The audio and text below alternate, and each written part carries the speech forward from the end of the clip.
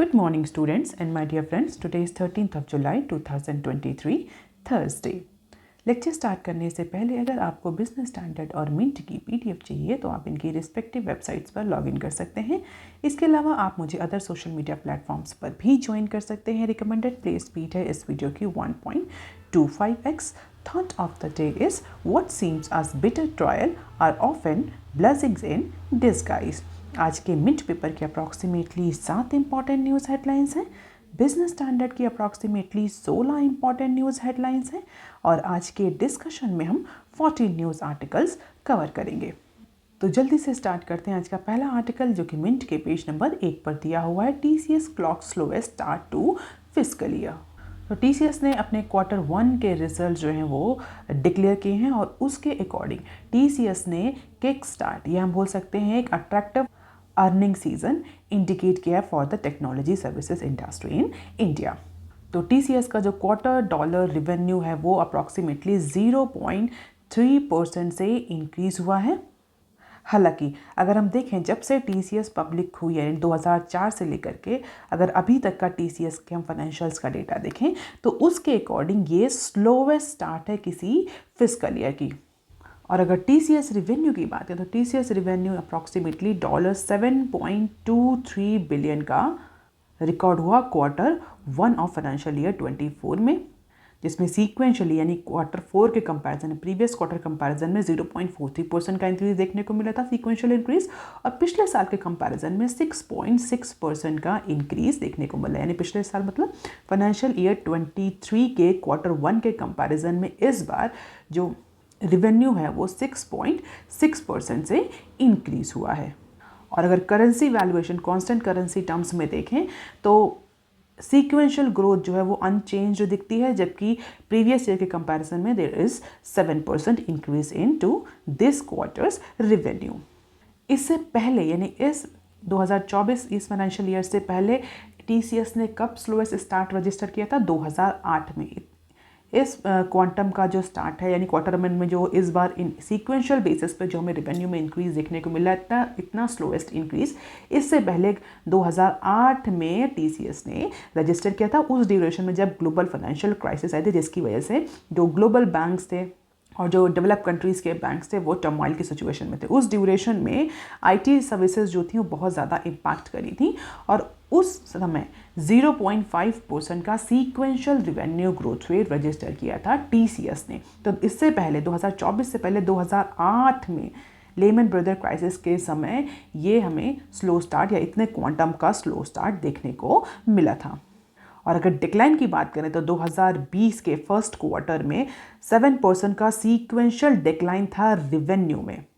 और अगर आप उस ड्यूरेशन को देखें तो उस समय कोविड-19 पैंडेमिक आउटब्रेक की वजह से कई सारे जो वेस्टर्न कंट्रीज थे वहाँ पर लॉकडाउन और कई सारे रिस्ट्रिक्शंस की सिचुएशन थी, जिसकी वजह से IT सेक्टर इम्पैक्ट किया था। तो 2020 में पैंडेमिक की वजह से डिक्लाइन देखने को मिला था रिवेन्यू में। 2008 में इतनी ही स्लोएस्ट ग्रोथ देखने को मिली थी अप्रॉक्सीमेटली जितनी हमें इस बार 2024 में देखने को मिली है। हालांकि in comparison to other IT sector firm this is a good start for TCS।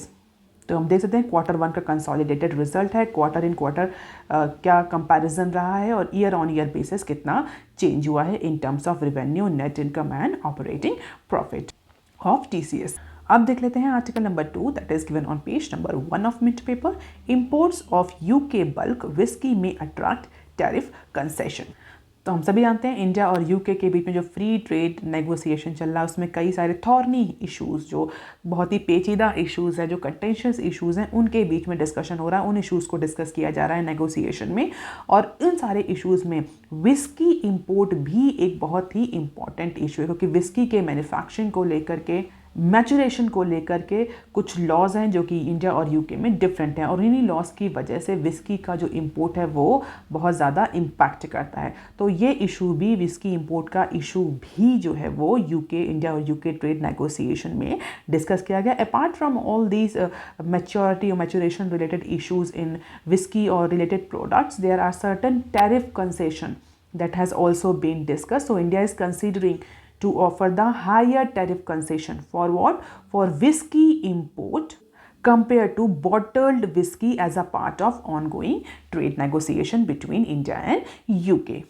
तो बल्क विस्की जो इंपोर्ट है उस पर इंडिया जो है हाई टैरिफ कंसेशन ऑफर कर सकता है यूके को इंस्टेड ऑफ बॉटल्ड विस्की।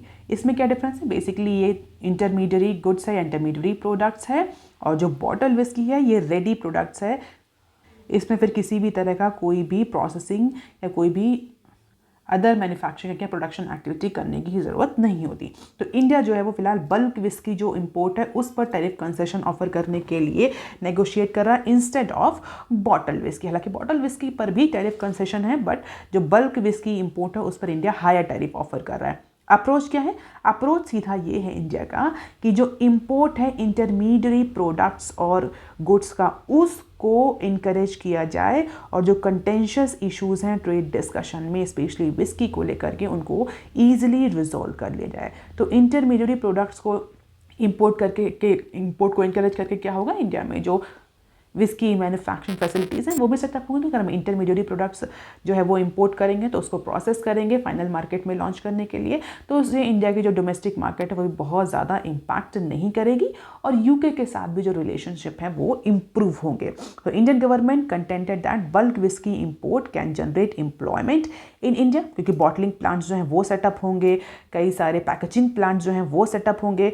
जबकि अगर हम फिनिश्ड प्रोडक्ट्स ऑफर करेंगे तो उससे सीधे इंडिया की जो डोमेस्टिक मार्केट है विस्की और रिलेटेड प्रोडक्ट्स की वो इम्पैक्ट करेगी।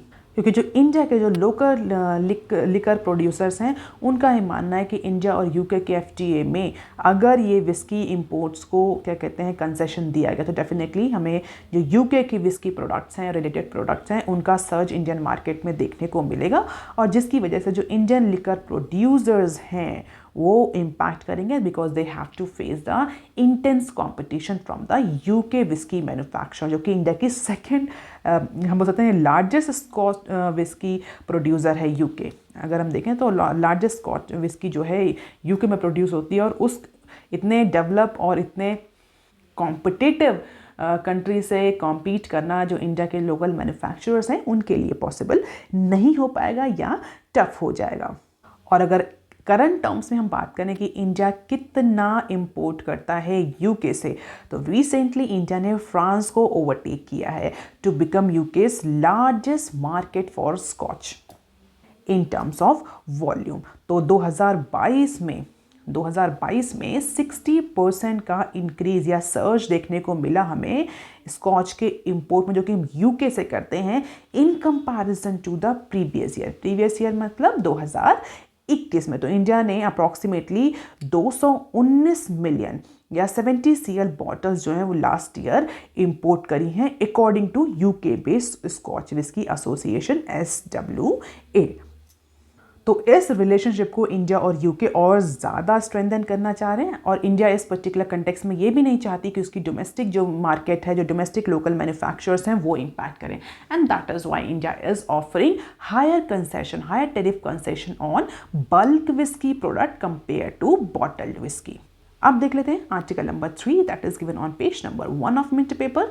जून retail inflation higher than expected. तो कल की एनालिसिस में हमने डिस्कस किया था कि जिस तरीके से वेजिटेबल के प्राइसेस और कुछ फूड आइटम्स के प्राइसेस बढ़ रहे हैं उसका सीधा इम्पैक्ट हमें CPI पर देखने को मिलेगा। तो रिटेल इन्फ्लेशन की बात करें जो पिछले 4 महीनों से थोड़ा सा कूल डाउन हो रही थी, थोड़ी सी मॉडरेट हो रही थी, RBI को थोड़ा सा रिलैक्सेशन मिल रहा था, that particular retail inflation left to a higher than expected 4.81% की रिटेल इन्फ्लेशन या CPI जो है वो जून के मंथ में रजिस्टर हुई है 4.81।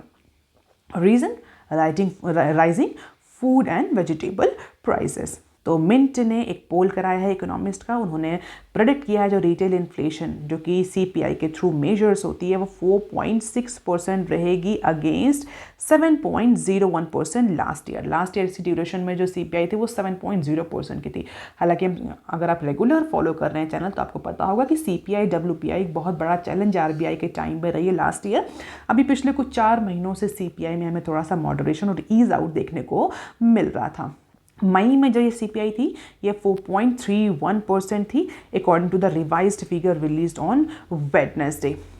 और अभी प्रोविजनल डेटा रिलीज़ किया है ministry of statistics and programme implementation ने जून की रिटेल इन्फ्लेशन को लेकर के, और उसके अकॉर्डिंग जो इन्फ्लेशन है सीपीआई, वो हालांकि वो अभी भी आरबीआई की टॉलरेंस लिमिट, जो अपर टॉलरेंस लिमिट है उसके आसपास है, लेकिन जो मीडियम टर्म टारगेट आरबीआई ने रखा है 4% का, उससे ज़्यादा है। और रीज़न हम डिस्कस कर चुके हैं कि फूड इन्फ्लेशन, जो कि बहुत important part, nearly half of the consumer price basket का कॉन्स्टिट्यूट करते हैं, हाफ वेटेज जो है वो हमारे फूड प्रोडक्ट्स का है। तो फूड प्रोडक्ट्स में जो इन्फ्लेशन है वो हमें 4.49% देखने को मिली in the month of June 2023 against 2.96% in May 2023। तो हम देख सकते हैं कि एक महीने में जस्ट डबल इंक्रीज हमें फूड इन्फ्लेशन में देखने को मिल रहा है। और अगर कंज्यूमर प्राइस इंडेक्स के बास्केट की बात करें, रिप्रेजेंटेटिव बास्केट की बात करें, तो उसमें जो फूड आइटम्स हैं वो हाफ वेटेज कॉन्स्टिट्यूट करते हैं, मतलब 50% वेटेज जो है फूड आइटम्स ही कॉन्स्टिट्यूट करते हैं। और उसी सेक्शन में हमें डबल या 2x का इंक्रीज देखने को मिल रहा है ड्यूरिंग दिस पीरियड।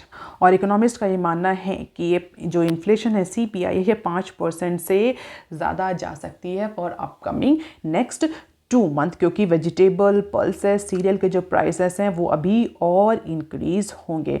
तो जुलाई में हो सकता है जो इन्फ्लेशन है as per this poll that may go up to 5.3 to 5.55% as per the Aditya Nayar who is the chief economist in ICRA limited.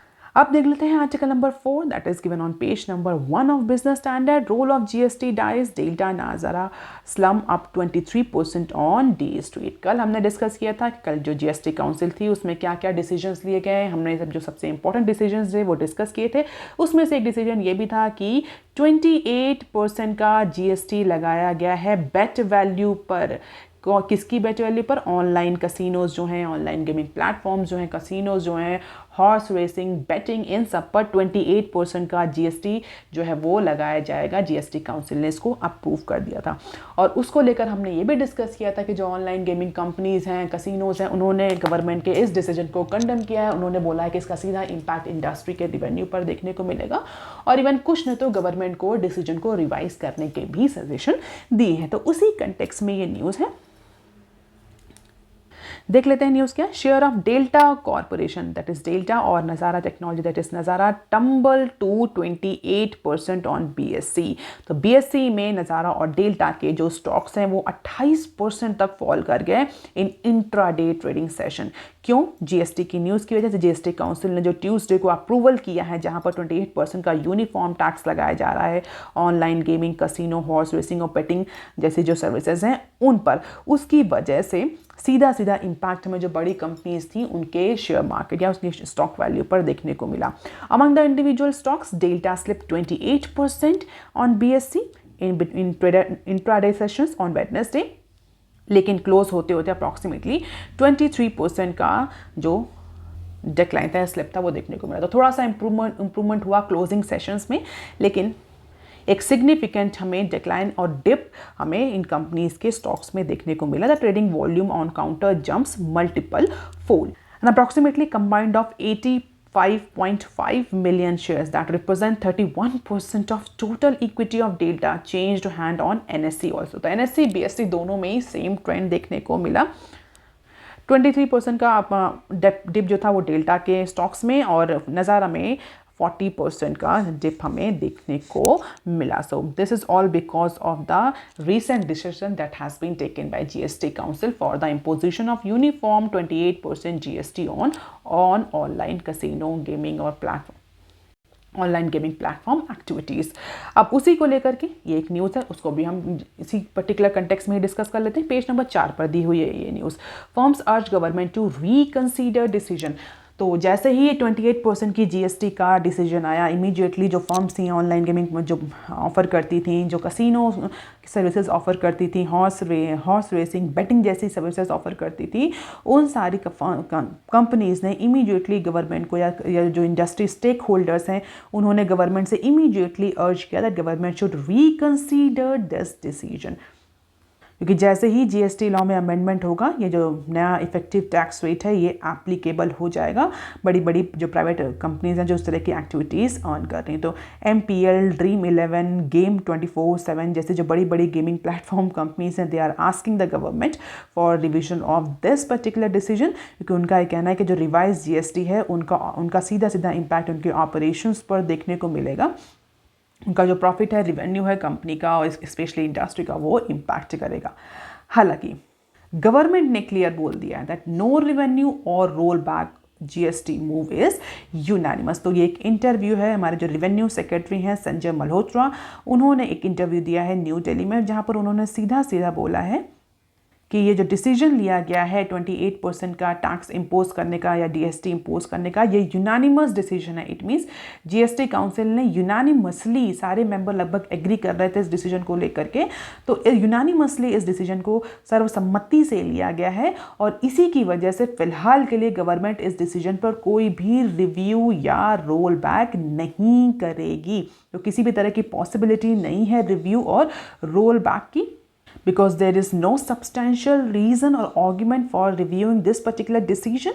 And if we talk about the revenue, तो ऐसा कहा जा रहा है कि approximately 10 गुना ज़्यादा revenue गवर्नमेंट अर्न करेगी इस ईयर में in comparison to last year because of this revision in GST. तो गवर्नमेंट भी इस पर्टिकुलर इशू पर एबडामेंट है। गवर्नमेंट का कहना है कि no review and no rollback is going to happen. Although firms are still urging to the government to reconsider the decision. अब देख लेते हैं जीएसटी काउंसिल के रिलेटेड जो डिसीजंस कल लिए गए थे जीएसटी काउंसिल में, उससे ही रिलेटेड और भी न्यूज़ है, एक ही साथ हम कवर कर रहे हैं। Waiver for rare disease drug bring little relief. अगर कल की न्यूज़ आपने सुनी होगी तो हमने डिस्कस किया था कि जो ड्रग हैं, स्पेशली जो कैंसर या जो इंपॉर्टेंट लाइफ थ्रेटनिंग डिजीज से रिलेटेड जो इंपोर्टेड ड्रग्स हैं, उन पर जीएसटी एग्जम्पशन या बोल सकते हैं आईजीएसटी स्पेशली जो एग्जम्पशन है वो गवर्नमेंट ने किया है। उसी को लेकर के ये न्यूज़ है। GST council has exempted the drugs for rare diseases from IGST when imported for the personal use, not for the commercial use, personal use के लिए अगर वो इंपोर्ट करी जा रही है। तो उसी को लेकर के इंडस्ट्री का और जो अदर सिग्निफिकेंट स्टेक होल्डर है इंडस्ट्री के, उनका कहना है इसका बहुत ज़्यादा कोई इम्पैक्ट पड़ने वाला नहीं है। इंडस्ट्री के लिए भी और इंडिविजुअल्स के लिए भी लिटिल रिलीफ ऑफर करता है ये पर्टिकुलर एग्जम्पशन। इंडस्ट्री का क्या मानना, इंडस्ट्री का कहना है कि जो एग्जम्पशन है आईजीएसटी का, ये लगभग सभी ड्रग्स में, ऑल ड्रग्स जो कि रेयर डिजीजेस में यूज़ होती हैं और जो इंडिया में मार्केट करी जा रही हैं, उन सभी पर ये एग्जम्पशन ऑफर करना चाहिए गवर्नमेंट को। क्योंकि अगर हम एक्चुअली में इस पर्टिकुलर नया जो एग्जाम्पशन गवर्नमेंट ने ऑफर किया इसका इम्प्लीमेंटेशन देखें तो patient can not get a separate licence to import a drug that is already registered in India. तो कोई बहुत ज़्यादा इसका इम्पैक्ट देखने को नहीं मिलेगा। अगर गवर्नमेंट सच में चाहती है कि रेयर डिजीज़ेस की जो ड्रग्स हैं उन पर थोड़ा सा रिलीफ दें, तो जो जितनी भी डिजीज़ेस हैं मार्केट हो रही हैं इंडिया में, उन सभी पर गवर्नमेंट को आईजीएसटी एग्जम्पशन ऑफर करना चाहिए। अब देख लेते हैं next clip. Holding shares in firm subsidiary exempted clarifies GST council.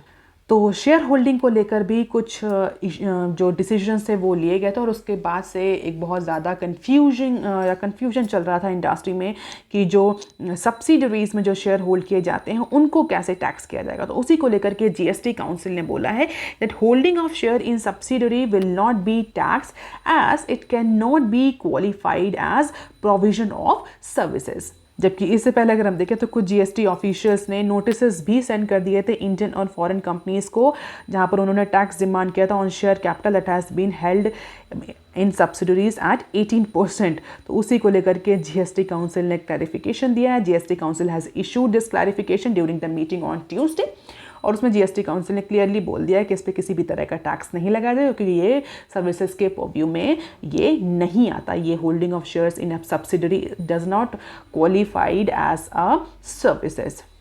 अब देख लेते हैं article number 5 that is given on page number 4 of Business Standard. RBI seeing banks retail loan more ग्रैनुलरली।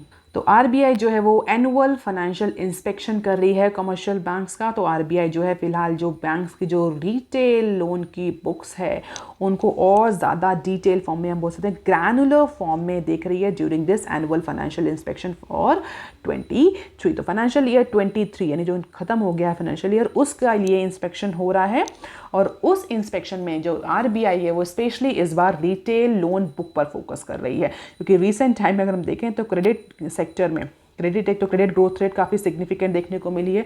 उसके अलावा स्पेशली जो रिटेल सेक्टर है retail loan का उसमें एक सिग्निफिकेंट इंक्रीज देखने को मिला है। Because of all this growth rate now RBI is closely watching the retail loan books of the commercial bank. तो लास्ट ईयर अप्रॉक्सीमेटली 15.5% का ग्रोथ रेट देखने को मिला था. Significantly retain loan growth a faster pace, particularly unsecured retail, जहाँ पर किसी भी तरह का कोई कोलेट्रल नहीं रखा जाता बैंक्स के थ्रू या बैंक्स के पास. और आरबीआई के डेटा के according year on year basis पर हम रिटेल लोन का ग्रोथ रेट देखें तो 19.4% का ग्रोथ रेट देखने को मिला until April 21, 2023. With in retail, credit sector outstanding grew by 29% and crossed to 2 trillion mark for the first time. Personal loan segment में 24% का इंक्रीज देखने को मिला. 11 ट्रिलियन का पर्सनल लोन सेगमेंट में जो लोन है वो डिस्पोज किया है बैंक्स ने. So because of this greater exposure or increasing exposure, the RBI has begun the close auditing of this retail loan books of the bank as a part of risk-based supervision. तो granular details जो है retail books की वो RBI देख रहा है. ऐसा नहीं कि banks ने कोई risky venture या risky exposure लिया. So this is keeping a close eye. Outstanding loans, retail, consumer durable, housing, advances to individual against share and bonds, credit cards, education, vehicle loan, loan against gold jewelry, other personal. तो ये सारे retail loan के different segment हैं. और उसमें कितनी growth हुई है, कितना लोन डिस्पर्स हुआ है. You can just have the glimpse of it. अब देख लेते हैं short news articles from Business Standard. TCS Q1 profit beat street estimates with 17% growth है. देखिए टीसीएस का जो रिजल्ट है वो इंडिकेट हुआ है. मिंट ने भी इस न्यूज़ को कवर किया है. मिंट का अप्रोच और बिजनेस स्टैंडर्ड का अप्रोच बिल्कुल अलग है. बिजनेस ने इसको पॉजिटिव नोट पे कवर किया जबकि मिंट ने बोला है स्लोएस्ट स्टार्ट है. तो दोनों ही न्यूज़ अप्रॉक्सीमेटली सेम है, हम डिस्कस कर चुके हैं, बस थोड़ा सा टोन में डिफरेंस है. अब देख लेते हैं नेक्स्ट क्लिप. ये भी हम डिस्कस कर चुके हैं जीएसटी के डिसीजन में. Next clip, retail inflation rise to 3 months high, industrial output inches. तो इसका रिटेल इन्फ्लेशन को लेकर के मिंट में न्यूज़ कवर करिए. यहाँ पर थोड़ी सी एडिशनल इन्फॉर्मेशन दी है इंडस्ट्रियल आउटपुट को लेकर के, तो कवर कर लेते हैं. इंडिया के जो रिटेल इन्फ्लेशन है वो रिवर्स हो गई है. जो 4 महीने से स्लो डाउन जो देखने को मिला था, फाइनली जून में फूड प्राइसेस इंक्रीज होने की वजह से जो रिटेल इन्फ्लेशन है 4.81% तक पहुँच गई as per the provisional data release by MOSPI. और अगर इंडस्ट्रियल आउटपुट की बात करें तो इंडस्ट्रियल आउटपुट में हमें थोड़ा सा इंक्रीज देखने को मिला. इंचेस इंक्रीज देखने वाला कि मार्जिनल इंक्रीज है, बहुत सिग्निफिकेंट इंक्रीज नहीं है, लेकिन फिर भी in comparison to the previous months there is an increase in industrial output as per the business standard data. अब देख लेते हैं next step. will move forward with legal actions if OEM refuse to return money. तो ये एक interview है. किसका interview है? मिस्टर कामरान रिजवी का, जो सेक्रेटरी हैं ministry of heavy industry. Recently fame को लेकर के कुछ जो ओरिजिनल इक्विपमेंट मैन्युफैक्चरर्स हैं, टू व्हीलर्स जो इलेक्ट्रिक टू व्हीलर मैन्युफैक्चरर्स हैं, उस पर गवर्नमेंट ने इन्वेस्टिगेशन लॉन्च किया था और ये कहा था कि उन्होंने फेम की जो सब्सिडी है उसका मिसयूज़ किया है, उन्होंने जो नॉर्म्स हैं वो कंप्लाई नहीं किए हैं. उसी के बाद से उन पर इन्वेस्टिगेशन था और गवर्नमेंट ने 17 OEM को पाया कि उन्होंने PMP गाइडलाइन का वॉयलेशन किया है. Ola electric, Ather electric, TCS, Hero MotoCorp, ये सारी जो कंपनीज थी इनके नाम थे. और उन्हीं से गवर्नमेंट ने वो जो फेम की सब्सिडी है उसको वापस लेने की बात कही. उन्होंने बोला कि अगर आपने रूल्स का वॉयलेशन किया है, आपने PMP गाइडलाइंस नहीं फॉलो करी, तो definitely do not deserve the subsidy that has been offered under FAME, you need to return it. तो उसी को लेकर के ये इंटरव्यू तो उन्होंने, तो जो हमारे सेक्रेटरी हैं मिनिस्ट्री ऑफ हैवी इंडस्ट्री के, उन्होंने बोला है कि अगर कंपनीज जो हैं वो, या जो OEM है ओरिजिनल इक्विपमेंट मैन्युफैक्चरिंग जो कंपनीज हैं, अगर वो उस सब्सिडी को रिटर्न नहीं करती, सब्सिडी को, उस पैसे को, तो definitely government will take the legal actions against those companies और दोज OEMs.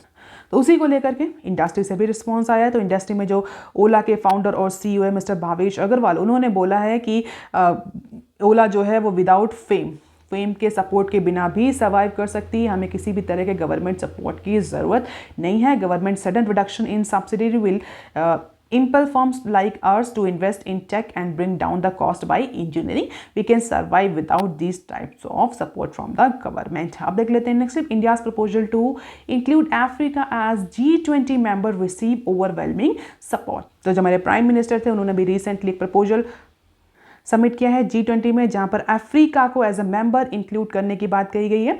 और उस पर्टिकुलर प्रपोजल पर ओवरवेलमिंग सपोर्ट मिला है through out the member countries. तो जितने भी G20 के मेंबर कंट्रीज हैं उन्होंने इंडिया के इस प्रपोजल को ओवरवेलमिंगली सपोर्ट किया है. तो हम्पी की जो 3rd G20 शेरपास की मीटिंग हुई थी, उसमें फिलहाल के लिए जितने भी G20 मेंबर्स हैं उन्होंने अफ्रीका को एज अ मेंबर इंक्लूड करने की बात कही. तो G20 जब इंडिया की प्रेसिडेंसी चल रही है उस ड्यूरेशन में अफ्रीका को as a member country include करना इनडायरेक्टली भी एक बहुत डिप्लोमेटिक सक्सेस होगी। और जितने भी लगभग मेंबर कंट्रीज हैं दे ऑल आर सपोर्टिंग, तो प्रोबेबली इट इज़ फिक्स कि अफ्रीका जो है वो G20 लिस्ट में अब शामिल हो जाएगा। So that is all for today students, please like share and subscribe. Thank you, have a nice